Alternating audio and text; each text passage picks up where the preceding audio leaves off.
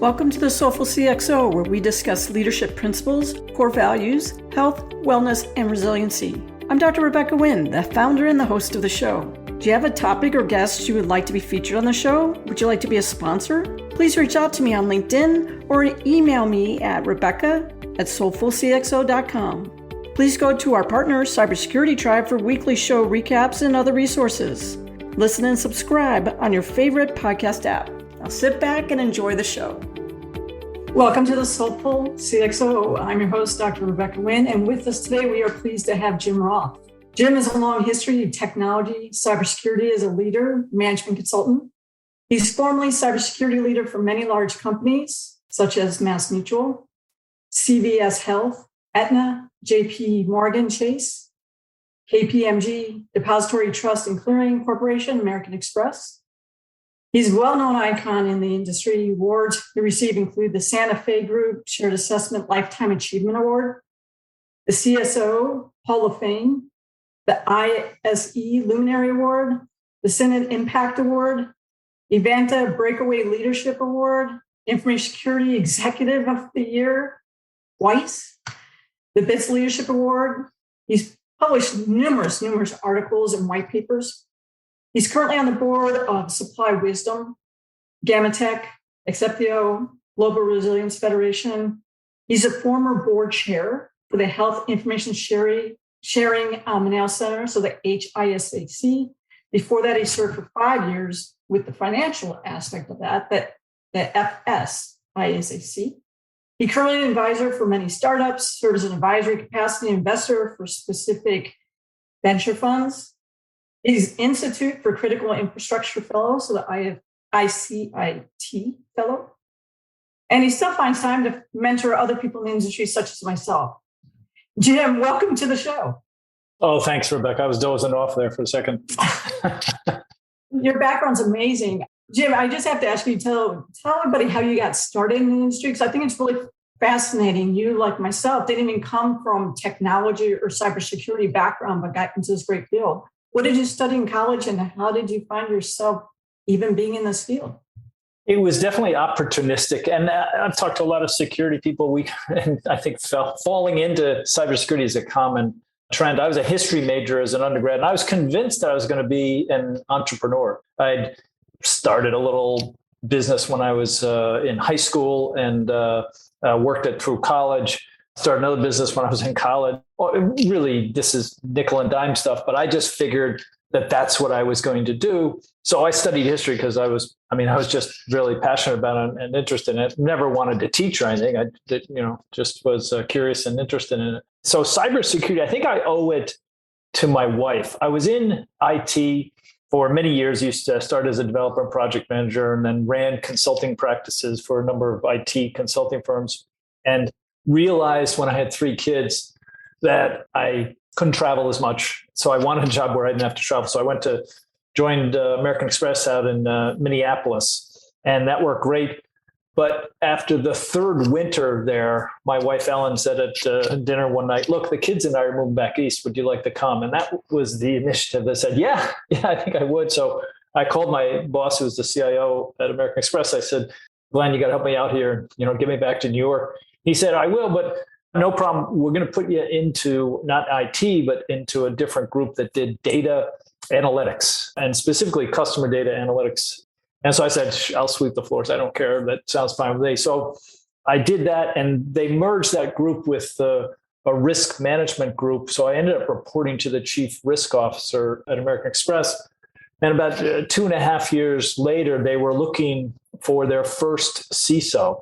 And they decided to go internally, and they said, "Jim, you're going to be the first CISO." So I had some compliance work that I did when I was in IT, but I really didn't have a security background. I had an IT background, and I just figured, well, I'll give it a shot and see how that works out.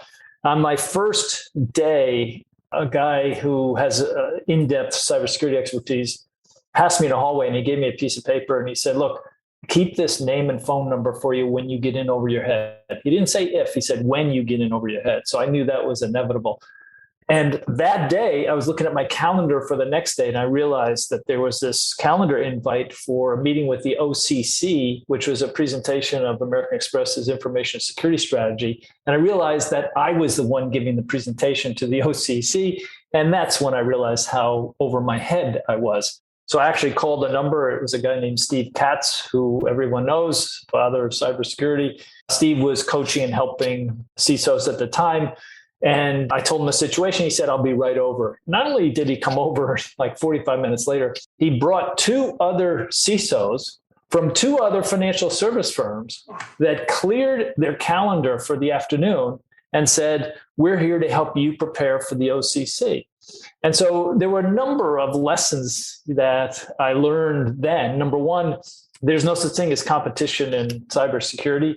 And number two, you give and you help others be more effective as a professional, and it really helps the industry and helps everyone, and it comes back at you later. So that was kind of my grounding in cybersecurity and in sharing information, and it's why I'm passionate about it even today. So that's where the roots come from. Yeah, that's really amazing. And I know I've always been a person who's given back myself, but it's really great to hear when people like yourself say, from the very get-go, you're very fortunate to have people, and not only one, but three people immediately have your back. That's just awesome out there. I know that you've also said this, and it always cracks me up. And if you just read it in print, you might read that you float on water. You walk into these executive board meetings and everything else is okay. So that's no reason why that other story resonates. But I heard a rumor that you say that when you were a CISO all those years, you slept like a baby. You didn't have any stress, no nothing. What's the deal with that, Jim? So I did make that comment. Now, I have to, in all honesty, I stole that line from Steve Katz. So I have to give him credit for it. But basically, as CISOs, we all sleep like babies. But if you think about how an infant sleeps, it's basically waking up every 2 to 3 hours crying. So that's kind of the relative equivalent of being a CISO, I guess. Yeah, thank you. I want to make sure I give you time to clarify that one. Just because we mentioned that, it's a lot of stress as a CISO and dealing with things. I know you and I have talked about that, especially over the past year.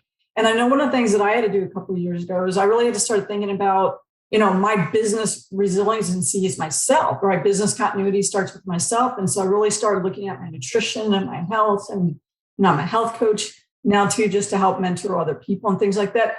What do you find, or what did you find that helps you deal with that day in and day out stress? How do you manage that, or how did you manage that?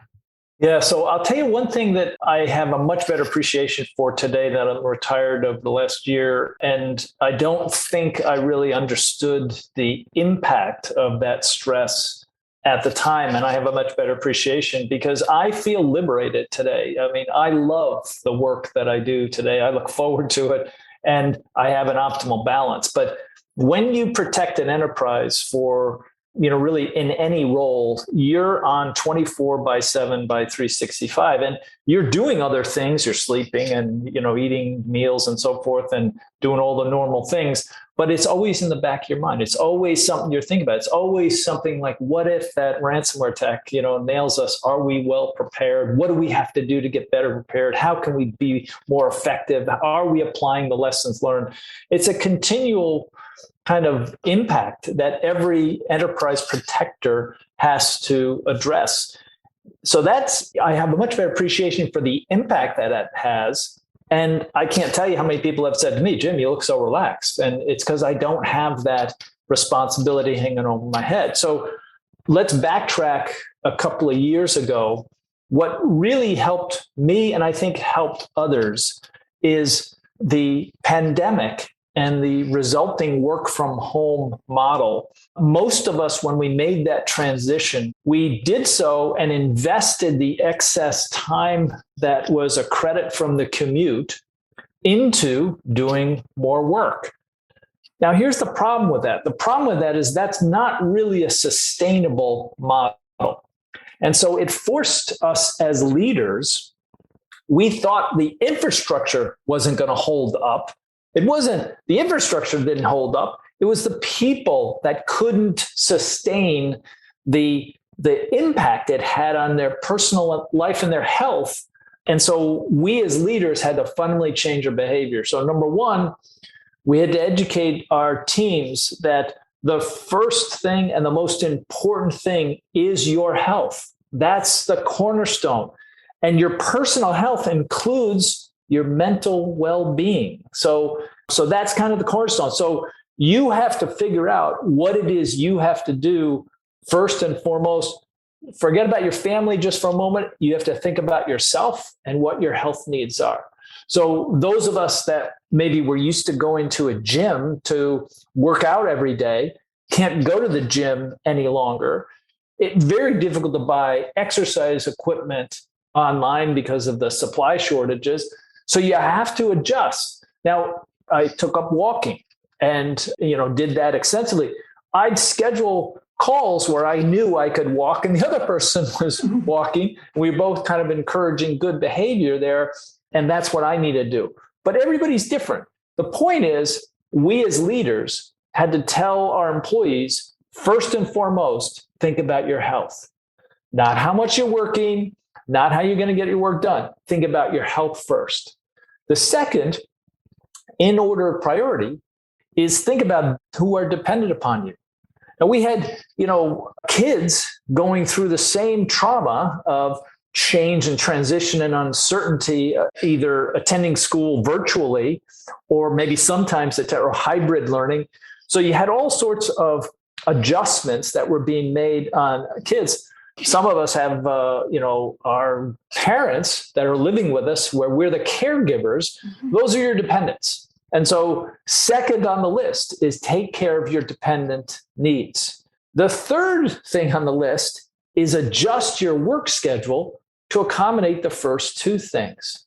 Now, this is a kind of a fundamental change in leadership posture from conventional practices of the last several decades, because there, the model was the leader who was always available, always respond to email, always text messaging, always there, always weekends, nights, whatever it was readily available and supportive.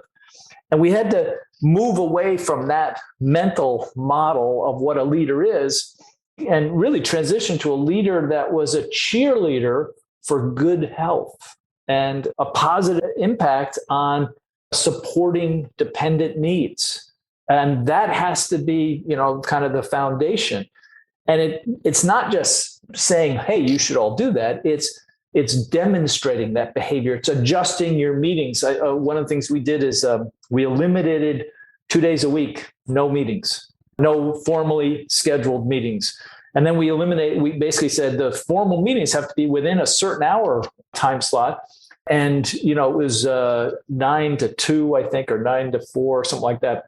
It was limited in those 3 days. And that actually, introduced a significant amount of change. But it was an example of where leaders were living the behaviors they were espousing. And we all had to learn, as leaders, we had to learn how to do that. That wasn't a leadership competency that was necessarily inherent in our role models, who we learned from. It was something we had to fundamentally do. And then you throw on top of that the fact that we had to learn how to be tolerant, how to be an ally for diversity and to promote inclusive behaviors. And so all of these changes really put an impact on people and leaders to help with the impact on people. Tremendous learning opportunity I literally had to learn skills that I'd never even understood I had to learn previously. And it took a while. I had to talk about, systemic racism and the fact that I was privileged. I never thought of myself as being privileged, but I was fundamentally, I benefited from the system. And so I had to acknowledge that and then learn how to appreciate and understand those that didn't come from that privilege and how to enable and empower them as people, and as professionals. So the reality is, leadership, similar to parenting, is very humbling because there are so many skills that are essential that we have to invest in developing and practicing And there's nothing easy about it. Well, those are great points. I know one of the things that's always been my pet peeve is the people who have 7 o'clock or 8 o'clock or even 9 a.m. meetings first thing on Monday morning. I try to quash that because I said no one's their best self at meetings first thing Monday morning. And like you said, even like for me on Fridays after 2 o'clock, no, don't schedule that 4 o'clock meeting. Don't do anything like that. Let people try and wind down and go home. And just when you talked about globally, one of the things I think too that brought in is like we take for granted how many personal square feet you even have in your home. Not everybody has that office as well. And so sometimes people literally going to the office is their sanctuary. So I think about a lot of great things along those lines. With that, when we look about just, leadership and capabilities as leaders, one of the things I've been really looking at is, the difference between executive presidents, leadership presidents, dealing with the boardroom, and you have so many different leaders. And I would just tell you, my 2020, I saw a lot of bad leaders, unfortunately, a lot of people who my way or the highway and things like that. You've been in a lot of different boardrooms. How do you go about reading that boardroom for the first time? Because one of the things is a lot of people are switching jobs right now, right? They have an opportunity right now to go ahead and say, you know what? I haven't liked where I've worked for many years as a CISO, CIO, CTO. I'm actually going to spin out to a new organization. But some of those new organizations feel angst too. And they want you to get in there and just solve all the problems when you don't even know the problems yet. You've switched jobs over the years. How have you tried to manage that successfully? There's a leadership skill or certainly a cybersecurity skill or competence that I undervalued and underappreciated early in my career, in some cases ignored, and later in my career invested heavily in and had significant positive results at the end. And it's not something that I've found anywhere in cybersecurity literature, but here's what it is.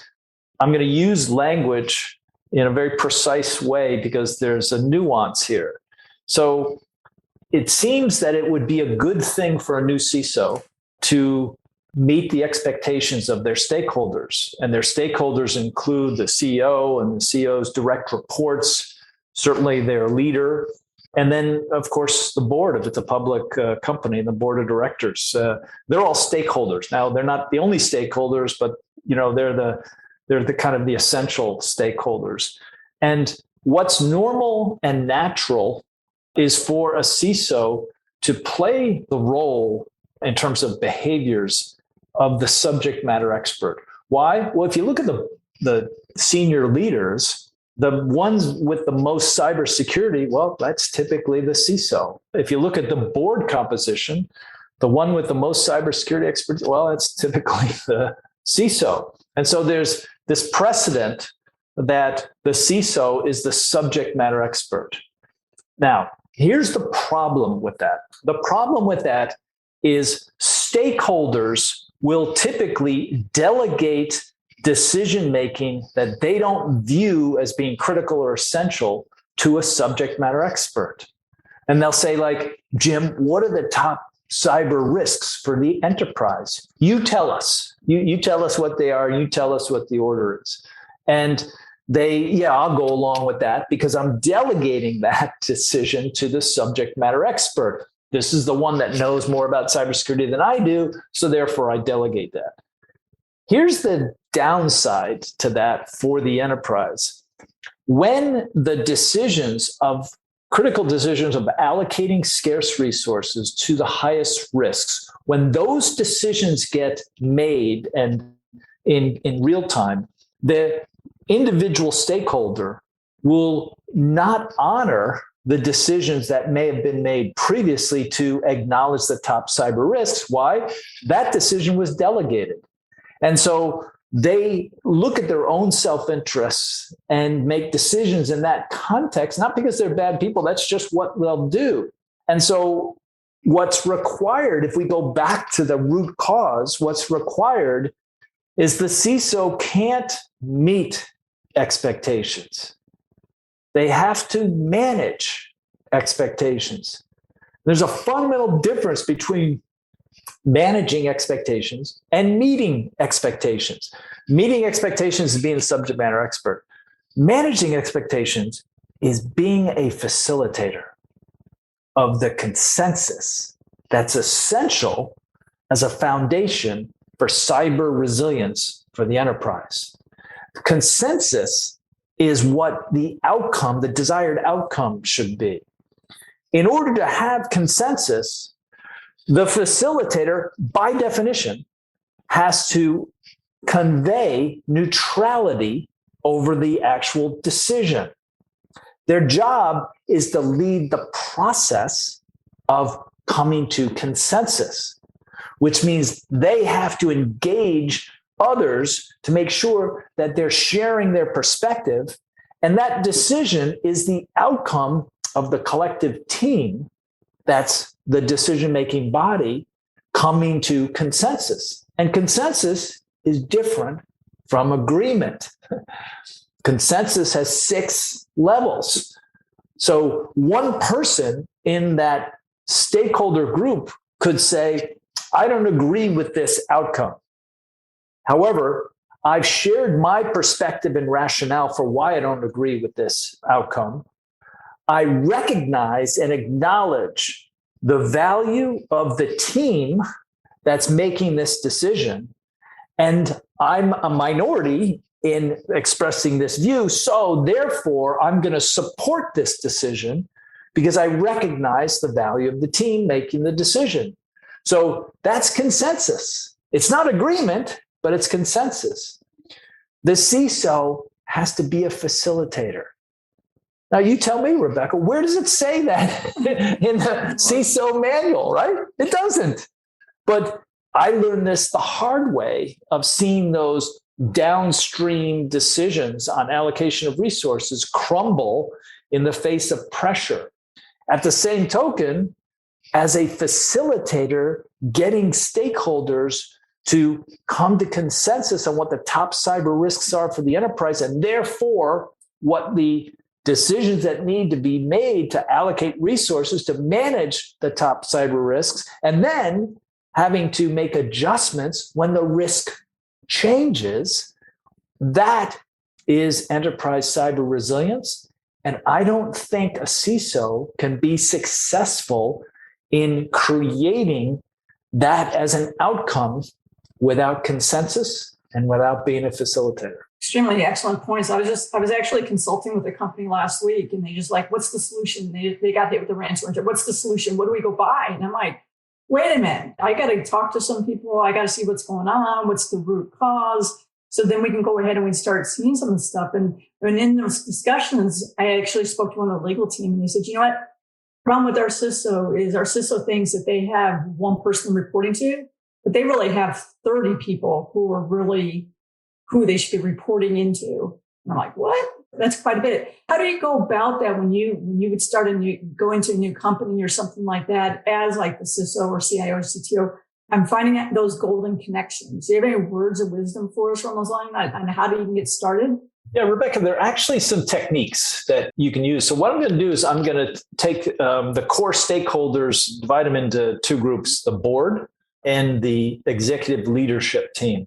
Yeah, they might be called different names, but it's basically the CEO and direct reports. So let's start with the board. The person that you look for as the CISO on the board is the DBG. That would be designated board geek. And every board has at least one. Now, who is that designated board geek? Because it's certainly not written up that way in the annual report. So how do you figure out who that is? And it turns out that the dynamic of a board, which is pretty critical and essential to success for a company, and a lot of people don't really recognize that nuance.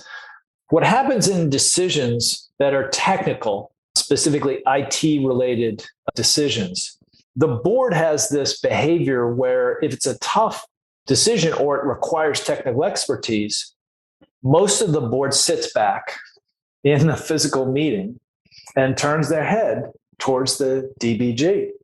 And so that's your indicator of who the DBG is. Now, once you know who it is, that's the person that you schedule time with on somewhere between a 3 to 5 to 1 ratio for all of your interaction with the formal board or board committees.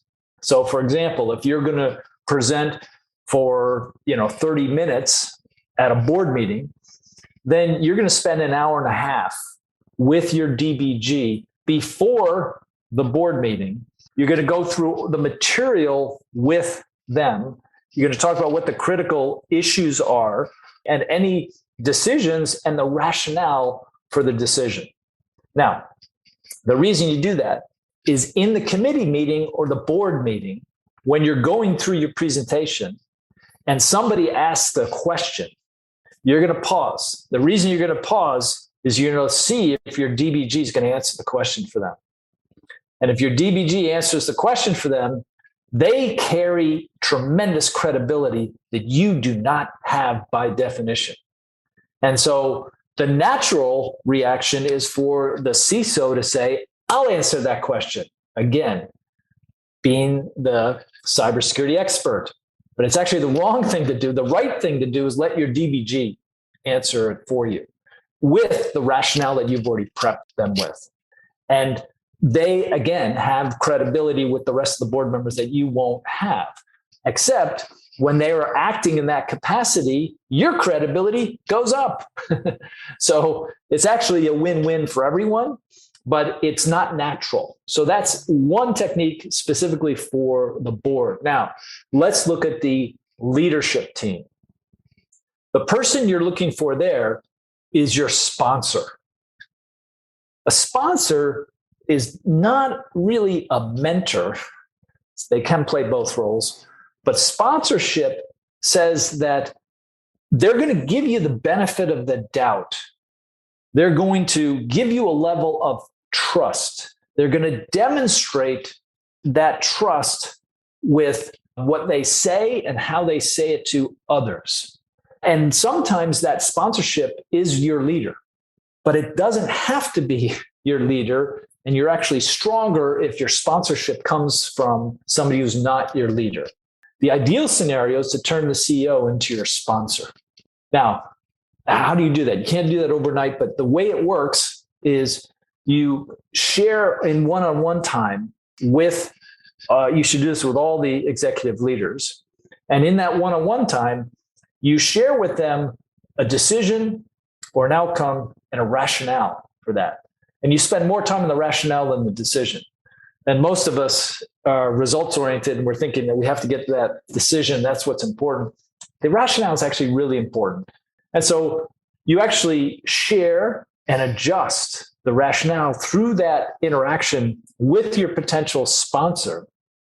And what will come of that is that during interaction in meetings, your sponsor, either formally or informally, which is just as good, will give you some wind at your back and support, especially when it's a tough decision. And they'll use the rationale that you've essentially armed them with. And so these are real subtle, but foundational to success, both for the executive leaders and for the board. And these techniques, again, have you ever seen them written down? I've never seen these things published anywhere. I learned by making mistakes, which is a pretty good way to learn because, you get burned and you're like, I'm not doing that again, right? So it forces you into trying out some different techniques.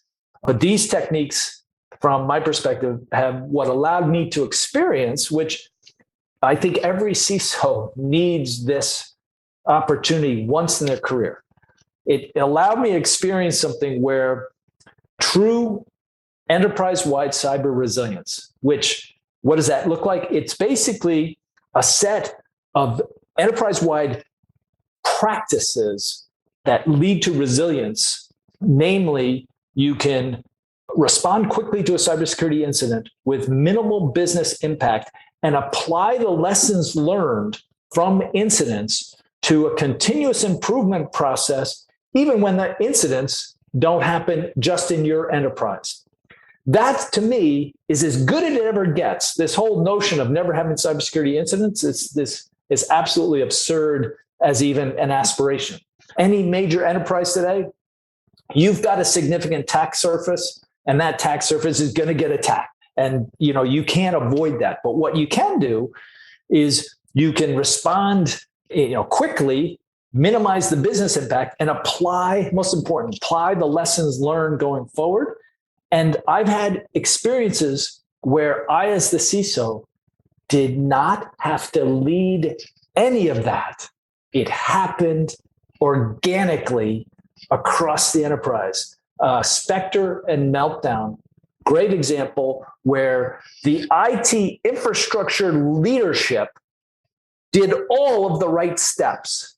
I did nothing other than to be a cheerleader and say, way to go. And to me, that's as good as it gets. That's cyber resilience, and that's what we should strive for. I think every CISO should have that experience at least once in their career because it's tremendously rewarding. Well, those are excellent wisdom points, and I thank you for that.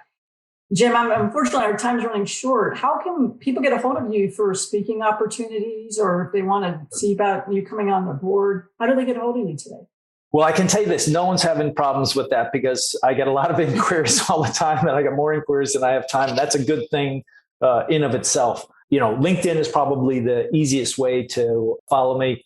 I have about 46 people that I currently mentor, you being one of them. And I think there's 12 CISOs, current CISOs, and then the rest are either CISO wannabes, but I even have some students, undergrads as well as grad students that I mentor today. Steve Katz was my mentor. Ed Amoroso was another one of my mentors. Steve said to me, look, the way mentorship works is the mentees do all the work. They're the ones that determine the frequency, they schedule the meetings, and they figure out what the agenda is. Basically, the mentor just shows up and offers some wisdom occasionally. And the burden is really on the mentees. So my advice to anybody who is looking to gain some insights as a cybersecurity professional is just reach out and be willing to do the work. And certainly in my case, I'm happy to mentor anyone. No, great. Thank you, Jim, so much for being on the show. You are a Soulful CXO. Thanks, Rebecca.